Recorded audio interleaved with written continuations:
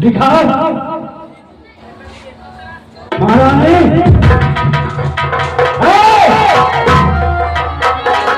महारानी, तुम्हारा दिमाग तो नहीं खराब है? आप दूसरी बार की ना आगे फूल तोड़ने के लिए ये सब तो सच्ची है, ये तुरंत लड़ देगी, चल जाए।